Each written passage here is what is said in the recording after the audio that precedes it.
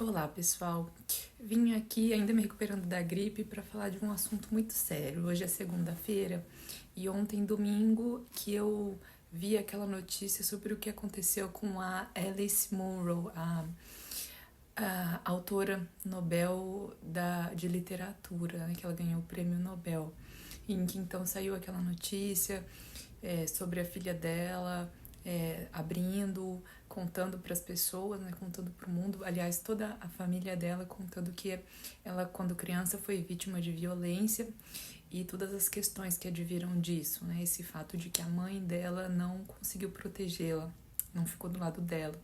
E isso me fez pensar de trazer um pouco desse tema tão difícil, mas tão importante, porque tão recorrente na nossa cultura, no nosso mundo, que são as famílias que não protegem as crianças que sofrem violência, vítimas de maus tratos e de diversos tipos de violências em casa. Tem um autor chamado Sandor Ferenczi, especialmente nos últimos trabalhos que ele produziu, que ele trabalhou muito a teoria do trauma a partir de um olhar psicanalítico, ou seja, como os traumas psíquicos nos afetam e também as consequências terríveis. O Ferenczi, ele pensa que é a família quem precisa se adaptar à criança e não o contrário. Geralmente a gente espera da criança, e aqui criança também é uma pessoa que sofreu violência, uma pessoa que tem dificuldades ou que tem questões singulares, um pouco distantes dos nossos ideais e expectativas culturais e sociais. E que a gente tende a esperar que a criança é quem tem que se adaptar ao mundo, quando isso é algo do impossível. A gente tem que se permitir transformar pelos nossos relacionamentos. E isso acontece inclusive com as crianças. E isso é parte fundamental do cuidado, da experiência. Duas coisas que costumam ser muito comuns quando algum tipo de violência contra crianças acontece é a negação da família. É a negação e o pacto de silêncio que se estabelece. E esses efeitos, eles são muito terríveis, porque eles têm um efeito de repetir a cena traumática. Então, o trauma em psicanálise, ele é esse momento de um excesso que provoca uma ruptura, no momento em que psiquicamente a gente não tem condições de elaborar, de simbolizar aquilo que foi acontecido.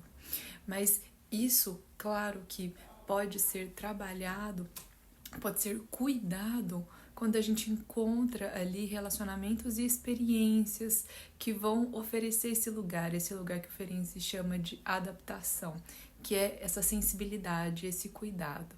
Quando isso não acontece, com a denegação, essa resposta de muitas pessoas da família de por vezes negarem o acontecido é muitas vezes um lado terrível dessa defesa, de não conseguir olhar para esse acontecido terrível, para essa catástrofe e de lidar com a culpa de não ter podido cuidar e proteger a criança.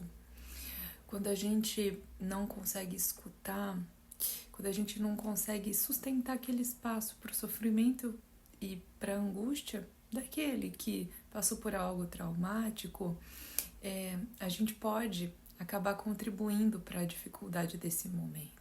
É claro que isso é muito difícil e por isso que é fundamental buscar cuidado, buscar profissionais sérios, tanto para quem passou por aquilo traumático, quanto para quem cuida e convive com a pessoa, seja uma criança ou seja um adulto. Procurem profissionais sérios, cuidem das histórias de vocês, da vida de vocês, cuidem de vocês e